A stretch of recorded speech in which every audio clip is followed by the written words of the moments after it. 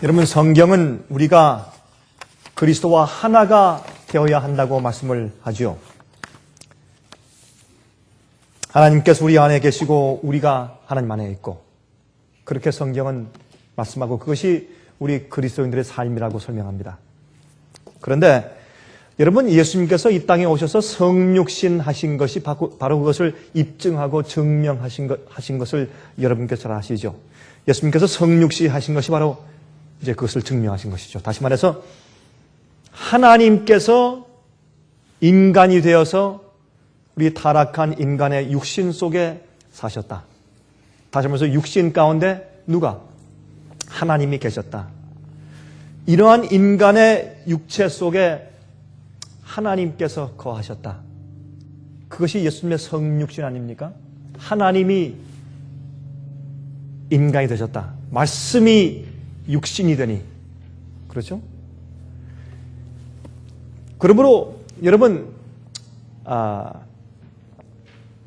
사람의 몸에 영혼이 귀신처럼 들어앉아 있다가 사람의 몸이 죽으면은 그 영이 연기처럼 빠져나간다. 그렇게 믿으면 사실은 예수님의 성육신에 대해서 정확하게 이해할 수가 없습니다. 정말 정확하게 그것을 이해해서 그 신비 가운데 감격하고 놀라고 그것을 우리의 경험 가운데 가져오기가 어렵게 됩니다. 왜냐하면 하나님께서 인간의 육신을 잠깐 빌려서 마치 집안에 거하다가 그저 이서 나가는 것처럼 그냥 육신은 그대로 있고 그런 식으로 이해하기가 쉬워요. 여러분, 우리의 영과 혼과 몸 그렇게 말하는데 우리 몸 속의 혼, 다시 말해서 우리가 기억하고 판단하고 이해하고 하는 이런 지성적인 기능이 우리의 몸 가운데 거하는 것이죠. 또 영은 우리의 몸 속에서 하나님과 영적인 것과 교통하고 이해하는 그 부분과 기능을 우리가 영이라고 말하지 않습니까? 그러므로 예수님께서 인간이 되셨다고 하는 것은 사실은 신인인데 우리가 도무지 신비로워서 이해할 수 없기 때문에 그것을 경건의 비밀이라고 붙였지만은 하나님이 인간이 돼서 오실 때 예수님의 영은 인간과 전혀 상관없는 어떤 하나님이 인간의 몸을 잠깐 빌려서 거기에 거하고 있었다가 그때 떠나신 것이 아니라 하나님과 인간이 하나가 되신 것입니다. 그러므로 인간의 이 육신의 기능을 빌려서 예수님도 생각할 수 있고 우리 인간의 피와 살과 세포와 그 안의 화학작용과 그 안의 모든 생물학적인 기능을 빌려서 예수님께서 판단할 수 있고 이해할 수 있고 기억하실 수 있고 그렇죠? 다시 말해서 이것은 신비에 속한 것이지만 하나님이 인간의 몸에 오셔서 인간 자체가 되셨단 말입니다. 그래서 인간의 육신을 빌려서 사실 수밖에 없는 당신께서 쓰신 그 육체와 분리될래야 분리될 수 없는 그런 분으로 성육신해서 오신 것입니다. 그러므로 하나님께서 우리의 타락한 육신 가운데 거하실 수가 있네요. 그러므로 예수님의 육신과 성육신을 우리가 바라보고 연구하면 우리도 성령을 받을 수가 있구나. 우리도 성령이 우리 속에 오셔서 하나님이 내 속에 거하셔서 나를 주관하실 수가 있구나 라는 것을 알 수가 있는 것입니다. 그러므로 예수님은 어떠한 분이신가 하면 우리의 이런 육신을 가지고 태어나셔서 성령의 힘으로 하나님의 영의 능력으로 이 타락한 육신의 모든 것을 컨트롤하고 사시는 생애를 보여주신 것이 예수님의 성육신의 생애입니다. 그러면 예수님의 생애를 보면 우리 마음 가운데 소망이 생기고 우리 마음도 그렇게 할 수 있다는 것을 믿게 되는 것입니다. 그래서 로마서의 아들을 죄 있는 육신의 모양으로 보내어 육신의 죄를 정하사 그렇게 말씀하셨는데 그것은 우리 같은 육신 가운데 계시면서 우리 육신이 말하는 충동, 우리 육신이 요구하는 것들, 정욕의 소원, 그런 것들을 주님께서 거절하시고 아니야, 넌 죄야, 가만히 있어 라고 육신의 죄를 정하셨단 말입니다.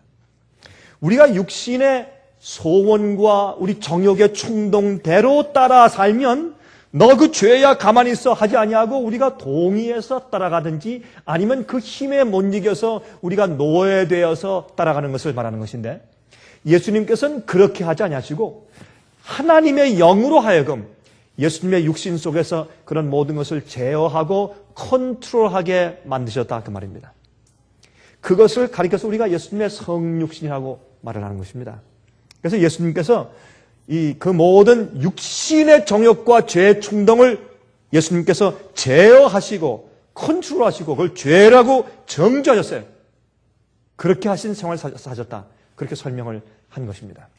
그렇게 하신 하나님께서 우리의 죄된 육신을 가지고 살고 있는 우리를 당신의 영으로 지배하실 수가 있다는 증거를 보여주신 것입니다. 우리도 그렇게 할 수가 있다. 다시 말해서 우리도 그런 같은 경험을 우리 이렇게 타락한 육신 속에서도 할 수 있구나 라고 하는 소망을 보고 이해하고 갖게 하신 것이 예수님의 성육신이다 그 말입니다. 그래서 이것을 믿으면 죄의 육체가 우리를 지배하지 못합니다.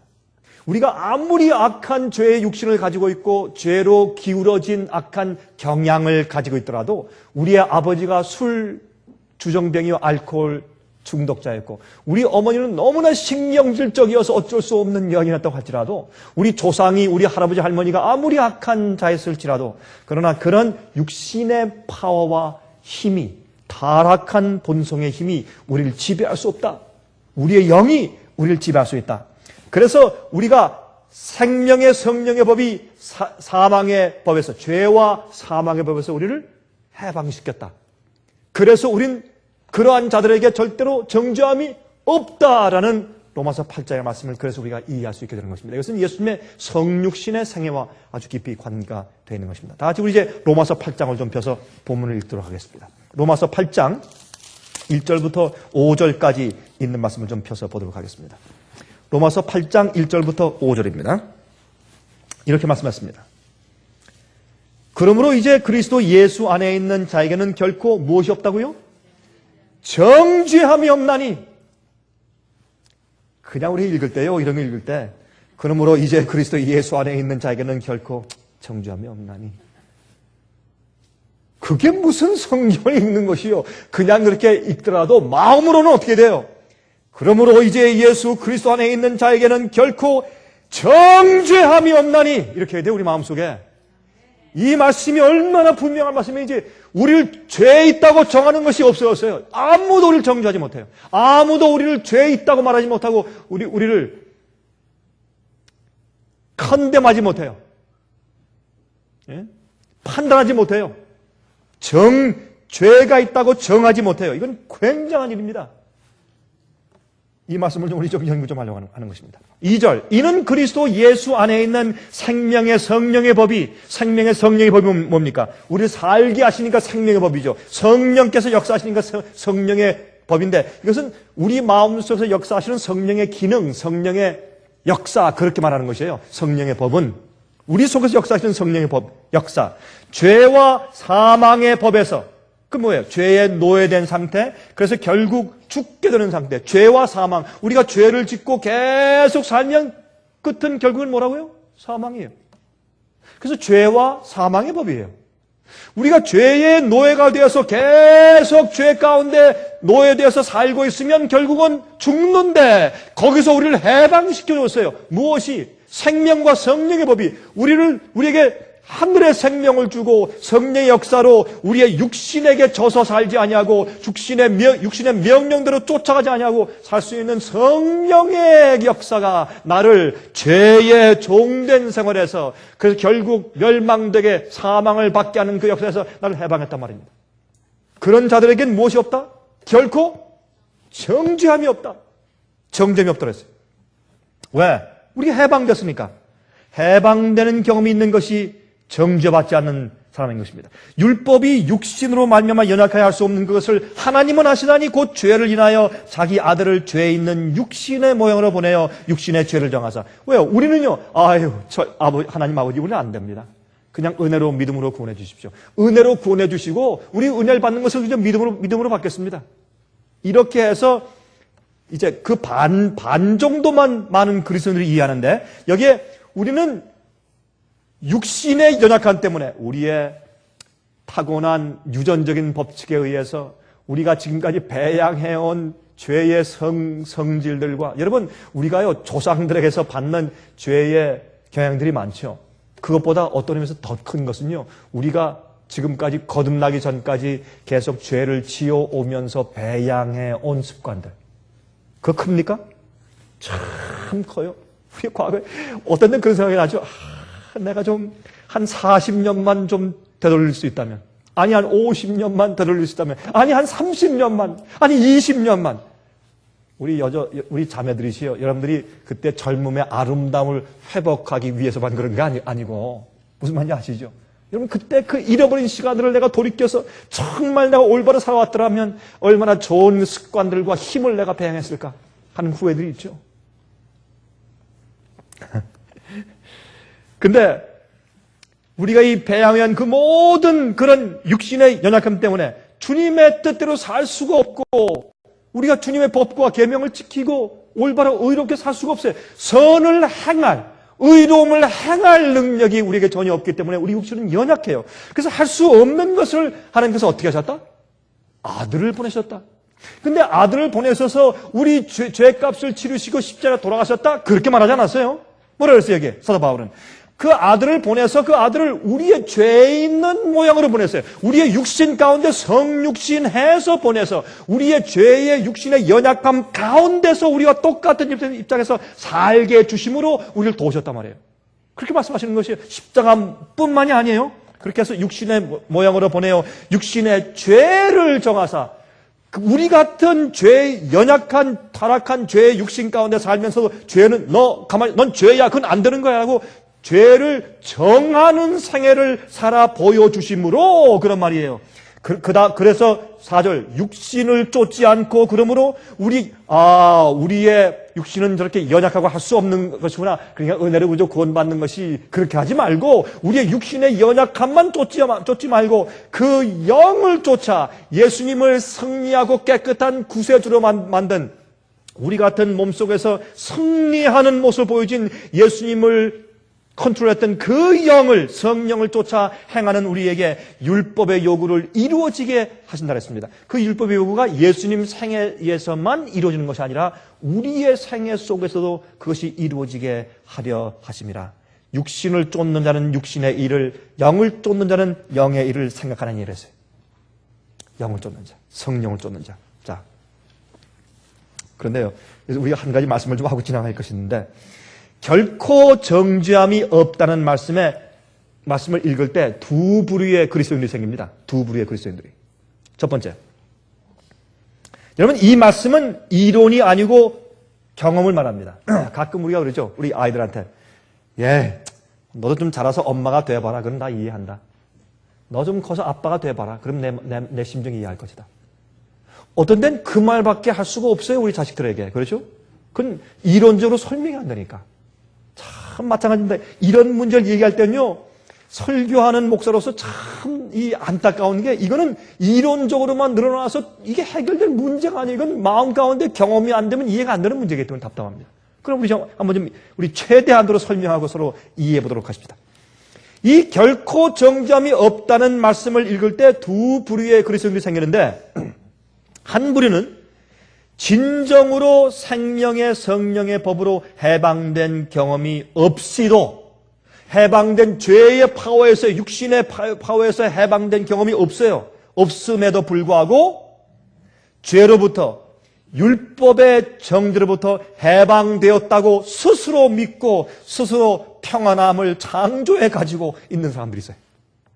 그런 사람들은요, 내가 구원받았습니다. 난 영원히 구원받았습니다. 아무도 이 구원을 내게서 빼앗을 자가 없습니다. 라는 그런 희망과 기쁨 가운데 사는 것 같아요.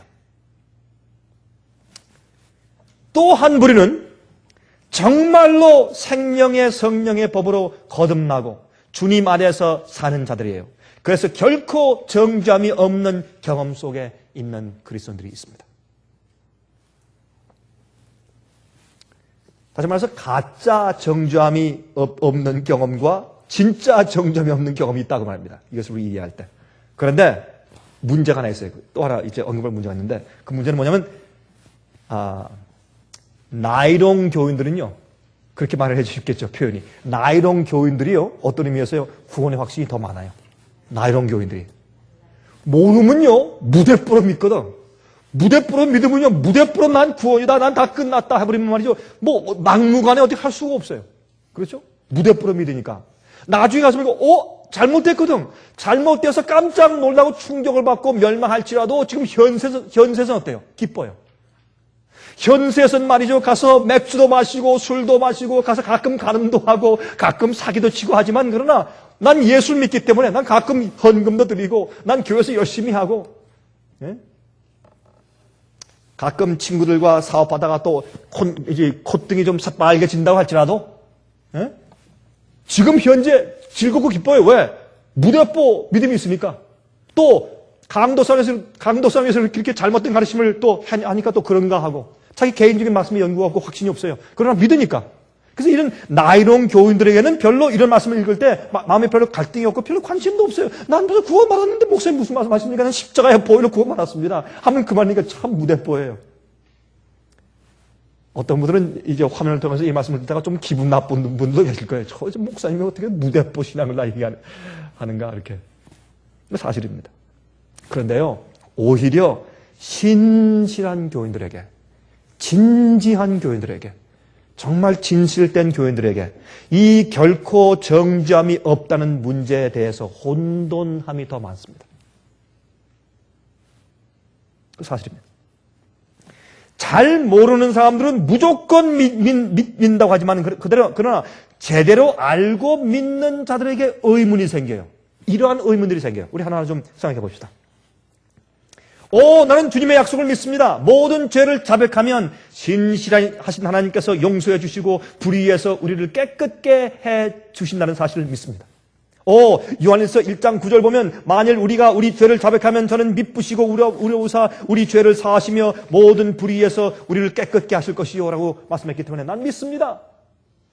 하지만은 문제가 있습니다. 그런데 내가 정말 모든 죄를 과거의 죄를 다 자백했는지 어떻게 알 수 있습니까? 하는 겁니다. 그런 의문이 가끔 들어옵니까? 내가 회개하고 모든 죄를 주 앞에 자백하는 한 용서받는다고 되어 있으니까 이 성경에. 그러면 내가 내 죄를 정말 다 주 앞에 자백했는가? 혹시 내가 모르고 자백하지 않은 것도 있는가? 아직 내가 주 앞에 다 드리지 않은 것이 있는가? 라는 그런 마음 가운데 갈등과 의문이 생기는 것입니다. 내가 아직 자복하지 않은 죄가 있을까 봐 걱정하는 것입니다. 그런 여러분들 그 걱정할 필요가 없습니다. 우리가 진지하고 진실된 마음으로 우리 마음을 주 앞에 바치고 있는 한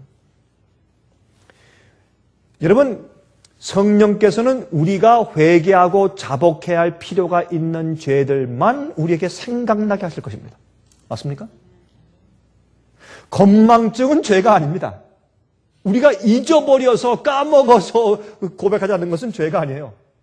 그러나 우리가 꼭 회개하고 자복해야 할 죄가 있다면 성령께서 우리 마음 가운데 기억나고 생각나게 하실 것입니다. 그러므로 생각나지 않은 것들 내가 다 고백했나 이런 염려할 필요는 전혀 없어요. 하나님은 그렇게 째째한 분이 아닙니다. 잘못된 생각이에요. 기억력이 좋은 사람들만 구원하시는 것이 아니기 때문에 그렇습니다. 또 우리에게 죄를 보여주시고 양심으로 깨닫게 하시는 분은 성령님이세요. 어떤 형제가 말이죠. 잘못을 뉘우치고 와서 우리에게 용서를 구할 때 여러분 어떻게 하십니까? 여러분 예수께서 말씀하기를 너희가 너희 형제를 중심으로 용서해라. 너희가 중심으로 너희 형제를 용서해 주지 않으면 하늘에 계신 너희 하나님도 너희를 용서해 주시지 않을 것이라 했어요. 그래서 우리의 신앙 태도는 우리가 구원받은 자인지 아닌지를 드러내는 기준이 됩니다. 어느 형제가 우리에게 와서 잘못을 뉘우치고 와서 용서를 구할 때 여러분 어떻게 하세요? 다 팔짱을 딱 끼고 조금만 더 두고 봐야죠. 당신이 정말 진심으로 회개하는 것이냐 아닌지 조금만 두고 봐야죠. 이거는 우리 그렇게 안 하죠. 여기 그렇게 하는 사람도 있습니까? 그렇게 하는 사람도 있으면 그거 조금 좀 곤란합니다. 그건 우리 그렇게 하지 말아야 합니다. 아마 여기 계신 분들은 한 사람도 그런 분이 안 계실 것이라고 제가 믿습니다. 우리 인간들도 그렇게 안 해요. 우리 인간들도요, 와서 말이죠, 정말 사과한다고 얘기할 때 어떻게 해요? 네? 대부분 우리가, 글쎄 좀 따져봅시다. 그러면 지금 뭘 잘못했다고 지금 말하는 거예요? 한번 얘기해봅시다. 이거, 또 뭐요? 이렇게 합니까? 그렇게도 안 해요. 우리 대부분 우리 형제자매 와서 잘못했다고 얘기할 때 어떻게 합니까? 아, 됐어요. 더 이상 말 안 해도 돼요. 아, 다 알아요. 아이, 고맙습니다. 아이, 그렇죠. 우리 다 그런 실수가 있는데요. 뭐. 나도 그런데요. 뭐. 금방 그렇게 우리가 용서하죠. 우리도 그러는데 하물며 하나님께서. 그래서 정죄함이 없다면 그 말씀을 믿으세요. 단순하게. 그렇게 해야 돼요, 우리가. 여러분, 탕자의 비유를 보세요. 상거가 뭔데? 그 죄 많던 아들이 아버지의 재산 다 탕진하고 멀리 거지가 돼서 돌아오는데 이 아버지가 됐습니까? 상거가 뭔데 날 기다리고 있어요. 뛰어가서 목을 끌어안고 참 그를 받아들이고 용서는 이미 했고 그가 돌아오는 즉 그가 돌이켜서 내가 아버지에게로 가리라 하고 돌이켰을 때 이미 아버지는 용서했어요. 이미 아버지는 용서의 마음을 가지고 집에 살고 있었어. 우리 반역한 죄인에게 문제가 있는 것이지. 아버지는 이미 용서하는 마음을 가지고 살고 계세요. 그 아들이 돌이켰을 때 용서는 이미 it's done. 왔을 때 그 아버지가 뛰어나와서 그를 아는 것은 그때 용서하시는 것이 아니고 아버지의 용서의 마음을 확인해 주신 것이요. 그 아들에게 자, 내가 얼마나 많이 잘못했는 줄 알아? 자, 네가 얼마나 많이 잘못했는지 하나하나 고백 다 할 때까지 내가 좀 기다릴게. 내가 돌아왔으니까 참 다행이다. 내가 한 달 기간 줄게. 네가 뭘 잘못했는지 다 반성해서 다 고백해라. 내가 그러면 용서하겠다. 그렇게 하셨어요? 아니에요. 그 아들이 언덕에 있는 것을 보자마자 아버지는 용서했어요. 그 전부터 용서하고 있었어요. 그게 하나님의 심정이에요. 용서는요, 사실 우리에게 문제가 있어요. 하나님께 문제가 있는 것이 아니라 우리에게 문제가 있어요. 우리가요, 온 마음을 다해서 주 앞에 나오지 않기 때문에 우리 마음 가운데 죄책감이 있어서 우리가 용서를 받을 수가 없어요. 많은 경우에. 정죄함이 없다, 이런 자들에게. 예? 성령을 쫓는 자들에게 정죄함이 없다. 생명의 성령의 법으로 죄에 노예된 상태에서 해방된 자들에게는 정죄함이 없다. 우리 그건 믿어야 할 것이에요. 그걸 경험해야 될 것이에요. 아무도 우리를 정죄할 수가 없어요. 시편 103장 13절에 말씀하기를 아비가 자식을 불쌍히 여김같이 여호와께서 자기를 경외하는 자를 불쌍히 여기시다니. 우리 인간도 사람들을 그렇게 불쌍히 여기시는데 하나님은 하물며 우리를 얼마나 불쌍히 여기실까요? 두 번째, 시편 40장 12절 말씀하기를 무수한 재앙이 나를 둘러싸고 나의 죄악이 내게 미침으로 우러러 볼 수도 없으며 우리 죄가 그렇게 많아요. 죄가 나의 머리털보다 많으므로 내 마음이 사라졌음입니다. 우리의 죄가 너무 새까맣고 너무 깜깜해서 보일 수가 없어요. 제 머리에 비하면 너무 하얘서 볼 수가 없어요. 너무 죄가 머리털처럼 많아서 앞이 보이잖아요. 깜깜해. 셀 수가 없어요. 그런데 주님께서요, 우리가 조목조목 다 자복한 그것 때문에 용서하시는 것이 아니라 어떻게 용서하십니까? 시편 51장 17절에 말씀하기를 하나님의 구하시는 제사는 상한 심령이라. 하나님이여 상하고 통회하는 마음을 주께서 멸시치 아니하시리이다. 우리가 실수하거나 범죄한 즉시 금방 마음이 슬퍼지고 마음이 안타까워지고 주님하고 눈물이 글썽거리거나 마음이 아파지는 그 순간 우리의 통하는 마음과 상한 심정을 주 앞에 드릴 때 주님께서 받으시는 가장 아름다운 제사는 바로 그것이라 그랬습니다. 상한 마음, 통회하는 마음, 상한 심령. 마음이 아프고 슬프고 안타깝고 괴롭고 그 상한 심정을 주 앞에 드리는 것입니다. 우리가 죄를 깨닫고 슬퍼하니까 그런 상한 심령이 생기죠. 또 회개하면 통회한 심령이 생기겠습니다. 또요, 이런 질문이 들어가요. 내가 내 생애를 바라볼 때에 부족함 투성입니다. 그래서 항상 정죄의 의식을 가지고 살아요. 여러분, 우리의 마음속에 있는 평안과 평강을 빼앗아가는 마귀의 관계 넘어가지 마십시오. 디모데후서 1장 12절에 말씀하기를 나의 의뢰한 자를 내가 알고 또한 나의 의탁한 것을 그날까지 저가 능히 지킬 줄을 내가 확신함이라. 주님을 신뢰하십시오. 내 마음 가운데 상한 심령과 간절한 심령을 가지고 주 앞에 나가는 한 주께서 우리를 정죄치 않습니다. 성령께서 우리를 주관하시는 한 내 마음을 주 앞에 드린 한 나의 연약함과 실수 때문에 우리를 버리지 않으십니다. 나의 의뢰한 자를 내가 의뢰하고 의뢰한 자를 내가 알고 또한 나의 의탁한 것을 그날까지 저가 능히 지키실 줄을 확신합니다. 믿음을 가져야 할 것이요. 어떤 사람들은 말하기를 내가 앞으로 넘어질 것 때문에 염려해. 내가 지금 정죄를 안 받더라도 넘어지면 또 정죄를 당할 텐데 어차피. 아닙니다. 걱정하지 마십시오. 어떤 사람들은 말이죠. 성격적으로 자꾸 미래에 있는 것을 걱정하고 미래 속을 자꾸 끌어다가 미리 걱정해. 먹을 게 없으면 오늘 먹을 게 없으면 오늘만 걱정해요. 내일 걱정하지 마세요. 어떤 사람은 성격적으로 타고났어요. 미리 걱정하는 것. 이게 영적인 생활까지도 와가지고 미리 걱정해. 미리. 끊임없이 주님을 바라보십시오. 항상 말씀을 마음에 두십시오. 계속 주님께 마음을 고정시키십시오. 구원은 예수님께 있지 내게 있는 것이 아닙니다. 그 주님의 능력을 신뢰하세요. 내일 걱정하지 마세요. 그래서 이런 모든 마음들이 신실하게 살려고 하는 사람들 마음 가운데 오히려 더 의문들이 생겨요. 나이로운 신자들은 말이죠. 뭐 자기 마음대로 살아도 난 구원받았어 그러고 무대포로 살다가 나중엔 멸망당할지라도 지금은 현재는 편해요. 그러나 진실로 살려고 애쓰는 사람들 마음 가운데 이런 갈등이 생길 수가 있단 말입니다. 이것을 그리스도를 믿는 믿음 가운데서 해결해야 할 것입니다. 로마서 8장 1절에 우리 읽은 말씀 가운데서 말이죠. 여기에 그러므로 이제 그리스도 예수 안에 있는 자에게는 결코 정죄함이 없나니 이 말씀 가운데 한국말 번역 성경에는 한 뒤에 이 프레이즈가 절이 빠졌어요. 그게 번역이 안 됐습니다. 그래서 킹 제임스 버전을 보면 이렇게 말씀되어 있어요. There is therefore now no condemnation to them which are in Christ Jesus who walk not after the flesh but after the Spirit. 다시 말해서 여기에 그러므로 이제 그리스도 예수 안에 있는 자에게는 결코 정죄함이 없나니 어떤 자들에게 육체를 쫓아 행치 아니하고 성령을 쫓아 행하는 자에게는 결코 정죄함이 없나니 하는 그 부분이 한국말 성경 가운데 빠져 있어요. 이게 잘못된 생각이에요. 예수를 믿으면 반드시 우리가 성령을 쫓는 생을 살게 돼 있어요. 그런데 제가 늘 얘기하지만은 많은 사람들은 내가 성령 안에 있다, 주 안에 있다, 주님이 내 안에 있고 내가 주님 안에 있다고 하는 것은 내가 저 위에서 100% 성장한 단계에 항상 있어야 된다라고 생각을 해요. 그건 잘못된 생각이에요, 여러분. 제가 여러분들에게 죄의 핑계거리를 드리는 것은 결코 아닙니다. 죄는 죄입니다. 실수는 실수고. 그러나 제가 한 가지 많은 사람들이 왜 자꾸 정죄의식을 느끼고 죄책감 가운데 사느냐면 자기가 바라본 예수님의 충만한 장성한 그런 분량까지 늘 생각하고 그것이 오늘 내 생각 가운데 매일매일 이루어져야 된다고 생각을 해요.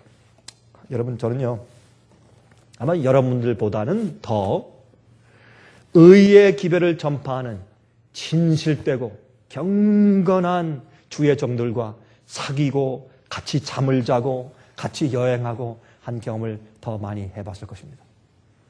그런 사람들도 코를 골아요. 어떤 분들은요, 코를 고는 소리가 너무 커서 제가 같이 잘 수가 없어요.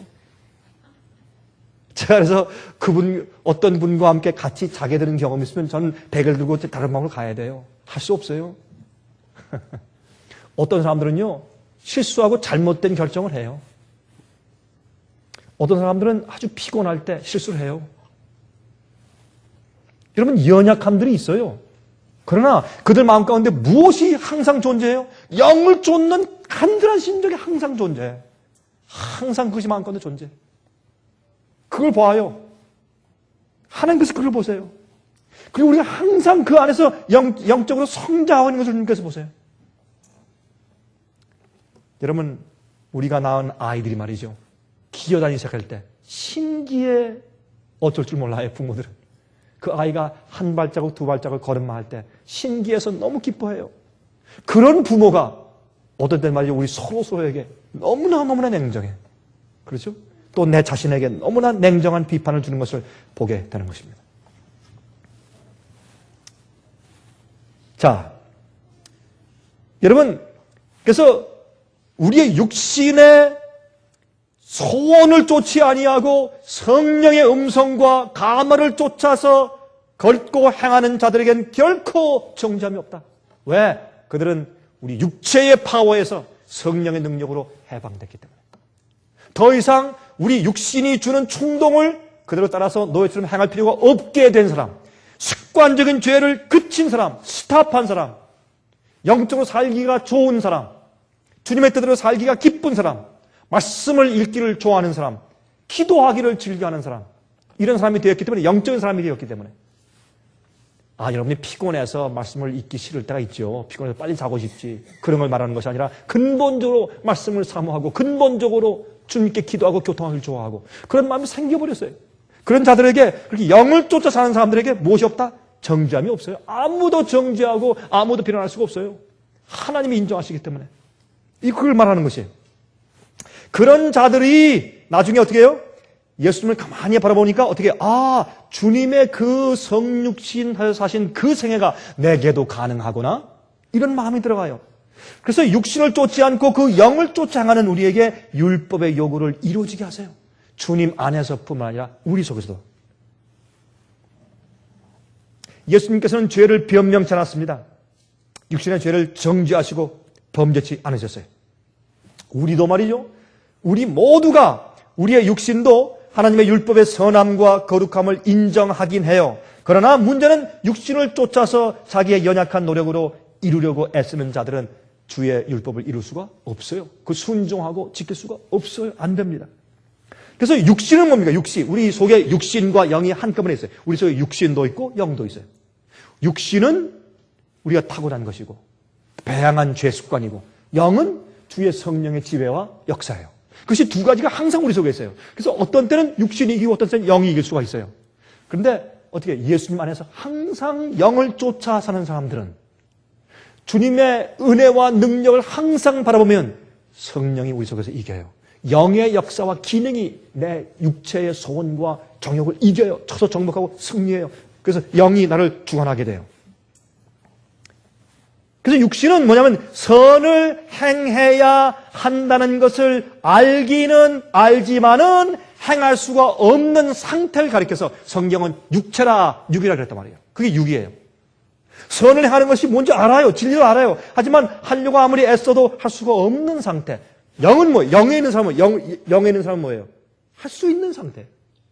그게 차이예요. 할 수 없는 상태와 할 수 있는 상태. 그래서 로마서 8장은 말하기를 우리는 육신은 주의 법을 행할 수가 없고 할 수도 없다. 주의 법을 사모치도 않는다. 그렇게 말씀을 하고 있단 말입니다. 자, 갈라디아 5장 17절에 말씀하기를 육체의 소욕은 성령을 거스리고 성령의 소욕은 육체를 거스리나니 이 둘이 서로 대적함으로 너희의 원하는 것을 하지 못하게 하려 함이라. 우리의 영과 육이 서로 싸우죠. 우리 속에서 싸우죠. 근데 성령을 쫓아 행하면 육체가 힘을 못 써요. 우리의 육체의 뜻대로 살면 영이 힘을 못 써요. 서로 똑같이 존재하지만은 이쪽이 이기든지 저쪽이 이기든지 하는 것이 우리의 그리스도인 삶이라 그 말입니다. 이 둘이 서로 대적함으로 너희 원하는 것을 하지 못하게 합니다. 서로 대적해요. 그래서 육체가 나를 지배하면 영이 힘이 없어요. 영이 나를 지배하면 육체가 힘이 없어요. 자, 이제 로마서 8장 9절부터 11절 있습니다. 9절부터 11절. 만일 너희 속에 하나님의 영이 거하시면 너희가 육신에 있지 아니하고 영에 있나니? 그 참 이상해요. 아니 왜 내 속에 육체가 없어? 육체가 있는데. 그러므로 우리 하나님의 영이 내 속에 거하셔서 날 컨트롤하시면 육신이 나를 컨트롤하지 않는다는 것을 영에 있고 육신에 있지 않는 것이다 말했습니다. 다시 말해서 우리 속에 항아리가 두 개 있어요. 어떤 의미에서? 그래서 내가 영의 항아리 속에 살든지 아니면 육신의 항아리 가운데 살든지, 내가 영의 항아리 가운데 있으면 육신 안에 있는 것이 아니에요. 영 안에 있는 것이지. 내가 육신의 항아리 가운데 있으면 내가 육신 안에 있는 것이고 영에 있는 것이 아니에요. 그 두 가지가 내 속에 있단 말이에요. 그렇게 좀 설명하는 것이에요. 누구든지 그리스도의 영이 없으면 그리스도의 사람이 아니라 그리스도께서 너희 안에 계시면 몸은 죄로 인하여 죽은 것이나 영은 의로 인하여 산 것이니라. 우리가 죄로 인해서 우리 육체가 정말 죽음에 처하게 됐어요. 그러나 영으로는 살았어요. 주님과 함께. 예수를 죽은 자 가운데서 살리신 이의 영이 너희 안에 거하시면 그리스도 예수를 죽은 자 가운데서 살리신 이가 너희 안에 거하시는 그의 영으로 말미암아 너희 죽을 몸도 살리실 것이라. 소망이 있어요. 부활의 소망이 있어요. 그 속에 약속이 있어요. 우리가 성령을 이 말씀을 읽을 때 어떤 마음이 들어갑니까? 우리도 성령을 가지고 살 수가 있구나 하는 소망이 속에 있어요. 그 성령을 가지고 살면 끝이 뭐예요? 부활이고 생명이에요. 그 생명의 성령의 법이 죄와 사망의 법에서 우리를 구원하는 것이에요. 항상 죄와 사망의 법과 생명과 성령의 법이 항상 우리 속에 둘이 존재해요. 선택은 우리 것이요. 선택은 우리 것이요. 요한복음 7장 38절에 말씀하기를 나를 믿는 자는 성경의 이름과 같이 그 배에서 생명수의 강이 흘러나리라 하시니 이는 그를 믿는 자의 받을 무엇을요? 성령을 가리켜 말씀하신 것이라. 성령께서 우리 마음 가운데 배에서 계속 생수의 강처럼 생명강처럼 솟아나온단 말입니다. 여러분 생명강이 어디에서 나옵니까? 성령을 보니까 하나님의 보좌 밑에서 나오죠. 그렇죠? 그래서 이 광야를 40년 동안 돌 때 하나님께서 모세에게 무엇을 쳐서 무엇을 명하여서 물을 내라고요? 반석. 예수님은 반석이시거든. 하나님은 반석이 움직이지 않으시거든.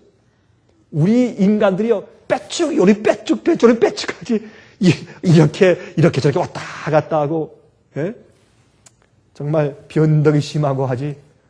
어떤 데는 믿었다가 어떤 데는 안 믿었다가 어떤 데는 용서받은 것 같다 어떤 데는 정죄받았다가 왔다 갔다 많이 하죠. 하나님은 변치 않으셔. 항상 반석처럼 계시고 하나님의 보호자는 항상 거기서 생명강수 항상 내려오는데 받지 못하는 것은 우리 잘못이에요. 믿음이 없어서 그래요. 믿음이 없어서.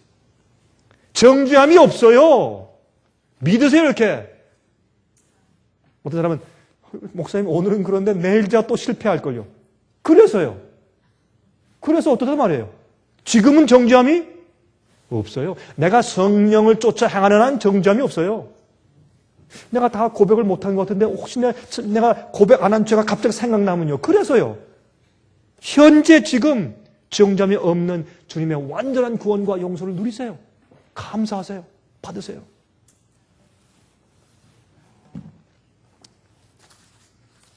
또 여러분 사람은요 전쟁하기 전부터 미리 져요. 난 안 되는데, 난 안 돼. 많이 해봤어요. 난 20번 졌다고요. 20번이면 난 300번 졌어. 미리부터 패배잖아. 이미 졌어. 시작하기 전부터. 그럴 필요 없습니다. 하나님은 시작한 것을 끝까지 능히 지킬 줄 내가 믿는다 그랬어요. 성경 보면. 그렇죠? 그 믿음의 선한 싸움을 싸우는 것이죠. 처음부터, 시작하기 전부터 지면 되겠어요?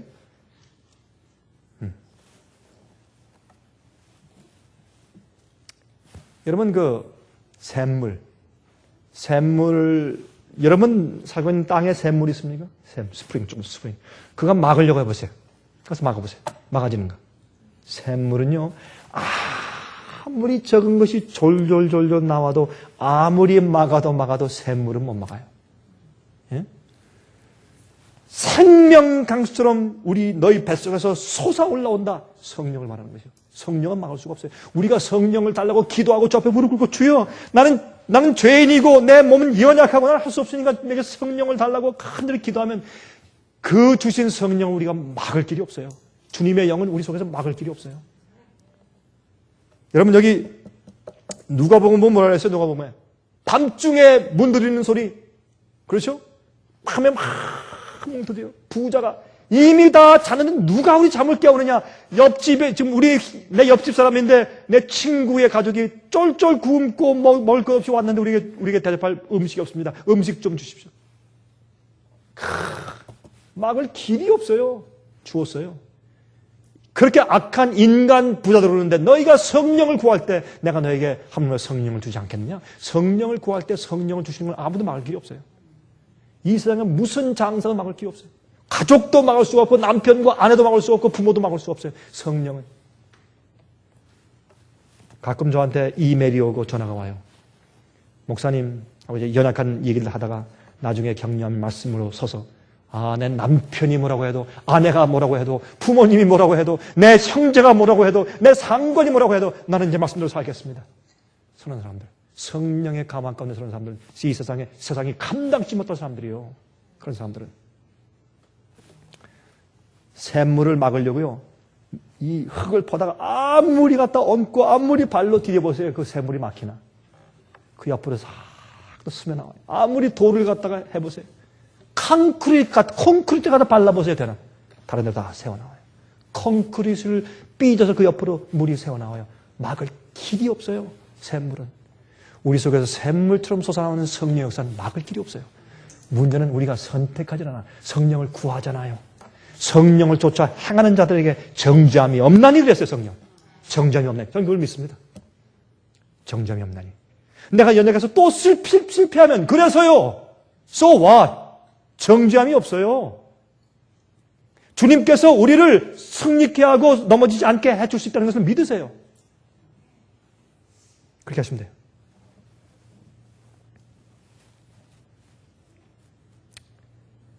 자, 로마서 8장 12절부터 15절 보시면 이렇게 말씀되어 있습니다. 그러므로 형제들아, 우리가 빚진 자로 돼 육신에 져서 육신대로 살 것이 아니냐. 너희가 육신대로 살면 반드시 죽을 것이로되 영으로서 몸의 행실을 죽이면 살리니 무릇 하나님의 영으로 인도함을 받는 그들은 곧 하나님의 아들이라. 주의 성령의 인도함 받는 자들이 하나님의 아들들이고 그들이 정점이 없는 사람들이에요. 무대뽀로 믿는 사람들은요, 이것도 아니면서 무대뽀로 정점이 없다고 그래요. 자기가 마음대로 살면서도 마음대로 잘못된 일을 하고 주의 말씀을 어기면서도 정점이 없다고 하는 것은 그것은 잘못된 것이죠. 자, 그 말씀을 드리는 것이 아니라 진실되게 주님을 믿는 자들을 위해서 이 말씀을 드리는 것입니다. 너희는 다시 무서워하는 종의 영을 받지 아니하였고 양자의 영을 받았으므로 아바 아버지라 부르짖느니라. 참, 이 말씀이 전 너무 좋아요. 아바 아버지. 아바 아버지. 여러분, 아바 아버지가 뭔지 아세요? 아빠야, 아빠. 왜 한국말로 아빠야? 아빠 얼마나 다장스럽고 신뢰가 가는 건 이게. 아빠 하면 모든 게 다 해결돼 버려요. 아빠. 그렇죠? 만약 말이죠. 이제 아침에 깨어나서 말이죠. 이 아들이 아버지한테 이렇게 묻는다고 하십시다. 아버지, 오늘 제가 이 집에서 아침 먹어도 돼요? 아버지, 제가 오늘도 이 집에서 잠자도 돼요? 아버지, 오늘 혹시 내 친구한테 제가 두들겨 맞는 일이 생길 때 정말 저를 도와주시겠어요? 뭐 이렇게 물으면 이거 말이 되겠어요? 그럼 아버지가 뭐라 그래요? 너 오늘 뭐 잘못 먹었니? 무슨 질문이 뭐 그래? 이 말도, 그건 질문이 성립이 안 되는 질문이야, 그건, 그죠? 그건 질문할 가치가 없고, 그건 아주 이상한 거예요. 우리가 하나님 아버지를 아빠라고, 이거 아빠 그러면 정말 경외스럽지 못한 것 같지만, 여기 성경을 아버지니까 아빠라고 부르는데, 아버지라고 부르는데, 그런 사람들이 정죄함이 있다. 이건 말도 안 되는 얘기 아니에요? 성령이 없다. 이건 말도 안 되는 얘기 아니에요? 그 아버지 밑에서 영적으로 거듭나고 태어나지 않은 게 문제죠. 그러니까 죄책감이 있고 문제가 있고 정죄가 있는 것이죠. 로마서 8장 16절 17절 성령이 친히 우리 영으로 더불어 우리가 하나님의 자녀인 것을 증거하시나니 내 속에 성령이 내재하시는가 내재하지 않는 것인가 하는 것이 그 관건이죠. 성령이 내 속에 계신 성령께서 우리가 하나님의 자녀인 것을 증거하시나니 자녀이면 또한 후사 곧 하나님의 후사요 그리스도와 함께 한 후사니 우리가 그와 함께 영광을 받기 위하여 고난도 함께 받아야 할 것이니라. 우리가 어떤 때는 어떻게 기도해야 될 줄도 모르고 답답할 때 그때 성령이 우리를 위해서 대신 탄식하며 기도해 주신다. 대신 기도해 주신 하나님. 그런 말씀까지 다 해놓았어요. 성령은요, 성령의 역사는 우리가 바라고 구하기만 하면 막을 길이 없어요. 샘 솟듯이 올라오기 때문에 막을 길이 없어요. 너희가 믿으면 너희 속에서 생명수가 샘 솟듯이 성령이 너에게 임할 것이라고 예수께서 말씀하셨어요. 요한복음 7장에. 우리가 그 가치를 몰라서 그래요. 구하지 않아서 그래요.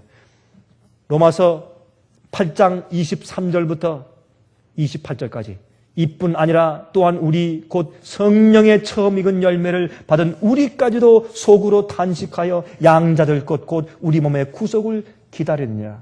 우리가 소망으로 구원을 얻었음에 보이는 소망이 소망이 아니니 보는 것을 누가 바라리요. 만일 우리가 보지 못하는 것을 바라면 참음으로 기다릴지니라. 여러분의 소망이 뭐예요? 이렇게 물어봅시다. 여러분이 어떤 그리스도인들이 되어야 될 것이라고 희망하세요? 여러분이 희망하는 그리스도인 상이 뭐예요? 여러분이 이렇게 되려고 애쓰시는 목표가 뭐예요? 여러분은 나는 적어도 이런 사람이 되어야 된다라는 여러분의 목표와 여러분의 희망이 뭐예요? 어떤 사람입니까? 예? 그걸 우리가 고대하는 것이요. 그렇죠? 우리가 바라는데 우리가 눈에 보이는 거 그 정도 바란다면 뭐하러 기다려요? 그냥 가질 수 있지. 그러나 눈에 보이지 않는 그것을 우리가 소망해요. 예? 만약 우리가 보지 못하는 것을 바라면 참음으로 기다리세요. 매일 성령께서 우리 마음 가운데 역사하게 허용하세요. 그렇게 성령대로 행하고 성령을 선택하세요. 매일.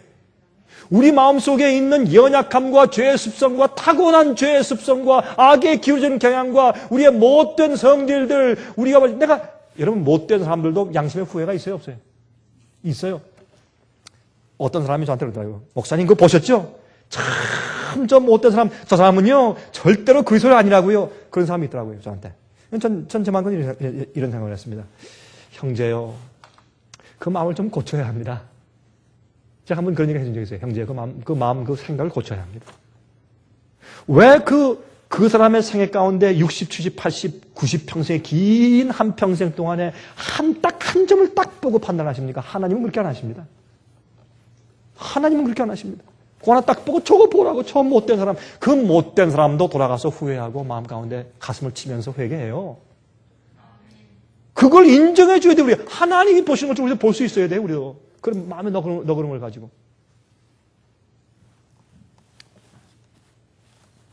우리가 기다려야 돼요. 기다려야 돼요. 응? 저 사람이 젖된 진짜 마귀 같다. 응? 그래도 저 사람이 젖된 마귀 같은데, 그럼 마귀 같은 사람은요, 어떤 땐 천사 같네 하는 것을 보아주세요. 그러면 마귀같이 보이는 사람의 생애 가운데는요, 천사 같은 면을 찾으려고 애를 쓰세요, 좀. 그래서 좀 밸런스를 맞추세요, 좀. 왜 마귀 같다는 걸 보고 자꾸 마음 가운데 정죄하냐고. 그렇게 할 필요가 없어요. 하나님은 그렇게 안 하신단 말이에요. 하나님은. 여러분이 내가 적어도 장성한 분량에 이렇게 돼야 된다. 이것이 내 그리스도의 생애, 내 성품의 목표다. 그러면 항상 그걸 바라보시고 그걸 소망으로 삼으세요. 소망을 삼으세요.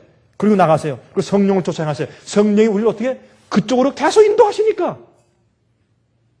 왜요? 우리가 죄된 내 육체의 죽을 몸에 붙잡혀서 사는 그 입장에서 해방을 시켜야 글로 가죠. 해방이 안 되니까 시작도 못하니까 성령이 해방시켜야죠. 해방시킨 다음에 글로 가야죠, 이제. 그렇잖아요? 그 해방되어서 가면 내 속에 뭐가 안 생겨요? 정죄가 안 생겨요. 그 말씀을 하는 거예요. 정죄가 안 생겨요. 그런데 어떤 때 정죄가 생겨요? 내가 의도적으로 돌이킬 때. 내가 의도적으로 돌이킬 때. 우리 한번 따져서 얘기해 봅시다. 신학적으로 따져봅시다. 따져보면 이렇게 말할 수 있어요. 우리가 연약해서 아니면 모르고 실수하고 넘어질 때도 죄는 죄입니까? 죄는 죄예요, 아니에요? 죄예요. 죄예요. 범죄한 것이에요. 그러나 성경은 말하기를 그것 때문에 하나님께서 너 이제 나한테 나가. 정죄함이 없단 말이에요. 죄는 죄예요. 범죄하였어요. 그러나 성령으로 쫓아 행하려고 하고 죄와 사망에 보여서 해방한 사람들은 실수하고 연약하고 다른 다 그만두고 범죄했을 때 마음 가운데 무엇이 있어요? 상한 심령이 생기고 통하는 마음이 생겨요, 안 생겨요? 생겨요. 그래서 주님께서 우리를 아세요. 정죄치 않으세요. 성령을 쫓아 행하는 자들에게, 그래서 그리스도 안에 있는 자들에게 누구나 정죄함이 없다고 바울은 힘있게 말하고 있어요. 바울도 그 생각 가운데 실수가 있었어요. 부족함이 있고. 그러나 그는 이렇게 소리 질렀어요. 누구든지 그리스도 안에서 성령을 쫓아 행하는 자들에게 정죄함이 없다. 왜요? 그의 마음의 바탕이 달라졌기 때문에. 이젠 죄에 붙들려서 죄의 노예로 끌려가는 사람이 아니에요. 성령을 쫓아 사는 사람이에요. 그러나 아직 우리가 원하는 그 소망의 단계가 저 위에 있어요, 없어요? 있습니다. 계속 믿음의 선한 싸움을 싸워야 돼요. 그러나 이렇게 하는 과정에 많은 그리스도인들이 낙담 가운데 있고 정죄함 가운데 있고 항상 죄책감 가운데 살고 그렇게 해요. 어떤 때 말이죠. 급할 때. 급할 때 말이 온유하고 겸손하게 나가요? 우리가요, 아무리 급하고 정말 그렇게 할 때도 말이 온유하고 겸손함처럼 예수님처럼 나가야 돼요. 그러나 어떤 때는 안 돼, 그게. 마음이 급하고 우리가 성미가 못 돼서. 그럴 때라고 할지라도 우리 마음 가운데 무엇이 있어요? 소망이 있어. 내가 어떻게 돼야 될 것을 알고 있어요. 우리 성령 안에 내가 살아. 주님께서 우리를 정죄치 않으세요. 이것이 복음의 또 하나의 미연이에요. 이것을 우리가 알고 살아야 돼요. 우리가 예수님처럼 거룩하고 흠없는 생을 사는 것이 우리의 목표예요.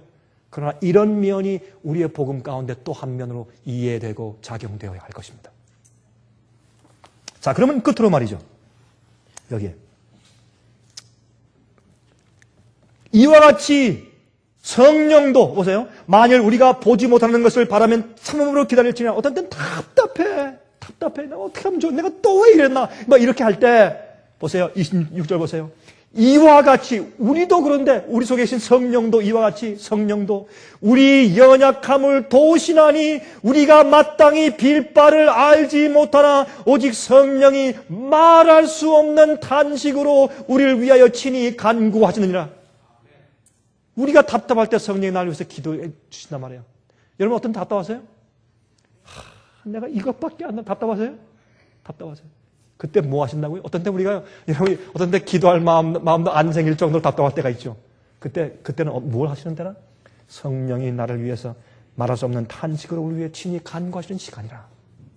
그렇게 말씀하세요. 이것이 우리 소망이에요? 소망이에요. 우리 소망이에요. 마음을 감찰하시는 이가 성령의 생각을 하시나니 이는 성령이 하나님의 뜻대로 성도를 위하여 간구하심이라. 우리가 알거니와 하나님을 사랑하는 자 곧 그 뜻대로 부르심을 입은 자들에게는 모든 것이 합력하여 선을 이루느니라. 다시 말해서 내가 실수하고 범죄한 그 자체까지도 나중에 도움이 되어서 나를 거룩하게 만들어요. 왜요? 아이고 내가 다시는 그러지 말아야지. 실수가 나를 더 높여줘요. 내가 어떤 사람을 한 대 때렸어요. 그게 마음이 아파서 다시는 그런 일에 그 실수 때문에 다시는 그렇게 하고 싶은 마음이 안 생겨. 다시는 그렇게 하지 말아야지 하는 마음이 생겨. 그 실수 자체도 나를 도와요. 구원하려고. 여러분 우리의 이것을 시련과 환난에만 적용시키지만 그거 말고 우리의 이 영적인 생활의 갈등에 적용시켜 보세요. 모든 일들이 심지어는 우리의 실수까지도 우리를 도와요. 어디로 높여지기까지 올라가게 우리를 도와요. 모든 것이 합력해서 선을 이루세요. 누가? 주님의 성령께서 내 속에서.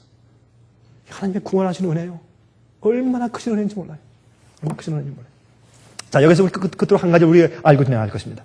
여기서 한 가지. 그러면 성령을 내 마음 가운데 모셔야 될 거 아니에요? 성령을 쫓아 행하려면 그 생명의 성령의 법이 날 주관하시기 위해서 성령을 항상 그리스도의 영이 내 속에 항상 계셔야 돼요. 안 그러면 난 그리스도인이 아니요. 너희 속에 그리스도의 영이 있는가 늘 어떻게 해요? 늘 조사해라. 널 확정해보라. 없으면 넌 그리스도인이 아니다. 그러면 예수님의 영이 내 속에 있는지 어떻게 아냐 말이에요. 어떻게 또 받아들이냐 말이에요. 이렇게 하세요. 아주 간단해요. 다 아는 건 말씀을 읽고 묵상하는 것이요. 왜요? 이 성경 말씀은 무엇이요? 성령의 음성이고 성령의 사상이고 성령의 성품이 하나님의 성품이요. 이미 누구에 다 베풀어 놓았어요. 이 말씀을 읽고 명상하고 마음에 두세요. 그의 사상과 품성과 감동이 우리 마음을 주관하게 하세요. 성령 말씀을 읽으면서 그 말씀의 뜻과 이 말씀의 원칙과 진리가 날 주관하게 하세요. 날 굽히고 굴복하고 이 말씀을 받으세요. 아멘 내가 받습니다 하고 그 말씀으로 살려고 결심하세요. 그렇게 성령을 받는 것이에요. 많은 사람은 성령을 받는 것을 이상한 생각으로 성령을 받는데요. 그것은 잘못하면 광신에 들어가고 거짓 성령을 받는 것이요. 그러므로 성령을 받을 때 가장 중요한 근본은 성령 말씀을 내 마음 가운데 받는 것이요. 생명의 말씀을 받는 것이요. 여러분 그래서 그것이 나를 주관하게 하고 기도하십시오. 성령의 법이 내 자신의 육신의 법에서 내 죄의 충동과 내 죄의 유혹과 죄악으로 기울어지는 경향에서 내가 배양한 경향에서 해방하도록 해줘야 돼요. 주의 말씀이 우리 마음에 닻을 내리고 그러면 우리의 영이 우리 마음이 주님의 자녀인 것을 증거하는 것입니다. 가끔씩 심심할 때 읽는 그런 말씀 연구 말고요. 항상 우리 말씀을 마음에 드는 것들. 한 청년이 말이죠. 어려운 일 생길 때마다 성령을 펴면서 어떤 해답을 받기 위해서 이렇게 기도하면서 하나님 내게 응답을 주십시오. 성령을 이게 딱 펴 이렇게 딱 피고 제일 처음에 눈에 딱 들어오는 거 그 말씀이 주님의 그 응답이다. 그렇게 하는 사람을 제가 봤어요. 그렇게 하는 사람들 종종 있어요. 정말 답답할 때 말이죠. 주님 딱 기도하고 내 응답을 주시자고 성령을 딱 피워 무슨 뭐 점치는 것 같아. 딱 핀 다음에 요거 이렇게 해요. 응답을 내가 오늘 아침에 성령을 딱 폈더니 주님께서 내게 응답을 주셨습니다. 난 그런 사람 자주 만나요, 다니면서. 참 재밌어요. 근데 한 번은 말이죠. 한 청년이 그런 마음을 가지고 성경을 딱 펴서 딱 보니까 거기 이런 말씀이 기록되어 있어요. 유다가 자기 목을 메어 죽으니라. 그게 어떻게 이제 목을 메어 죽을 것이 어떻게 할 것이에요? 그런 거 말고 항상 마음이 갈급해서 말씀을 연구하고 그 말씀의 성품과 하나님의 그 사상이 내 마음을 적셔들게 하는 거 말이죠. 그러면 성령을 받는 것이 그게. 그게 성령을 받는 것이요. 요한복음 17장 23절에 말씀하십니다. 곧 내가 저희 안에 아버지께서 내 안에 계셔 저희로 온전함을 이루어 하나가 되게 하려 함은 아버지께서 나를 보내신 것과 또 나를 사랑하신 것과 같이 저희도 사랑하신 것을 세상으로 알게 하려 함이로소이다.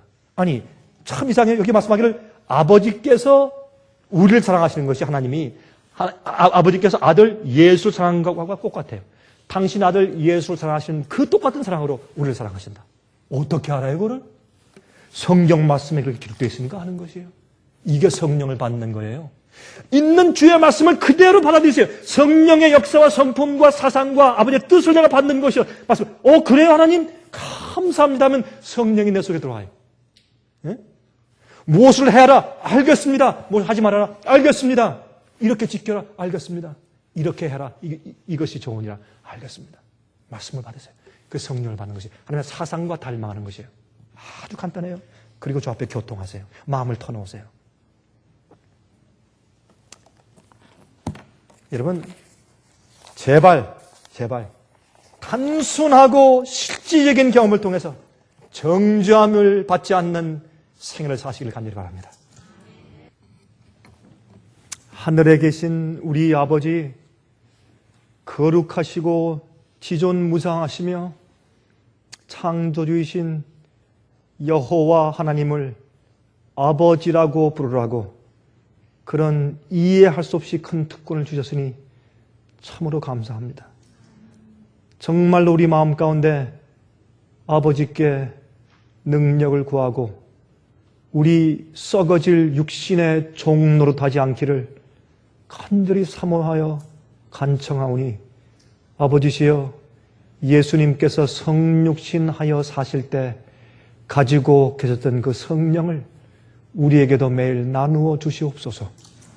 성령을 쫓아 행하고 우리의 육신을 쫓아 살지 않게 해 주시옵소서. 우리의 죄의 충동과 정욕이 우리를 제어하지 않게 해 주시고 우리 마음 가운데 거룩하고 의로운 열매만 있게 축복해 주시옵소서. 아버지시여 우리가 간구하오니 우리 속에 정죄함이 없는 경험을 매일 허락하사 우리 마음속에 죄책감으로 시달리지 아니하고 정말 그리스도의 평화가 은혜가 우리 마음 가운데 샘솟듯하게 도와주시옵소서. 아버지 우리가 소원하오니 우리의 상한 심령과 통회하는 마음을 가지고 주 앞에 나가오니 받아주시고 주님의 용서와 은혜와 성령으로 저희 마음을 채워주시옵소서. 살아계신 예수 그리스도의 귀하신 이름으로 간절하게 기도합니다. 아멘. 은혜 많이 받으셨습니까? 지금까지 들으신 이 생애빛 예배 설교는 간절한 마음으로 진리를 찾는 분들과 정직한 양심으로 말씀을 받아들이고 언제나 진실이 무엇인지를 생각하는 그리스도인들을 위한 말씀입니다. 주변 가족들이나 친지들 중에 말씀을 사모하고 순결한 신앙을 갖기 소원하는 분들이 계시면 저희 생애빛 예배 설교 테이프를 소개해 주시기 바랍니다. 매주 원하시는 분들의 가정으로 직접 배달되는 생애빛 예배 설교는 개인의 신앙 부흥이나 소규모 그룹 예배를 위하여 비디오와 오디오 카세트 테이프, DVD, CD로 제작되었습니다. 생애빛 예배 설교 테이프를 원하시는 분들은 1-877-704-1004번으로 전화하여 신청하시면 됩니다. 그럼 다음 시간까지 안녕히 계십시오.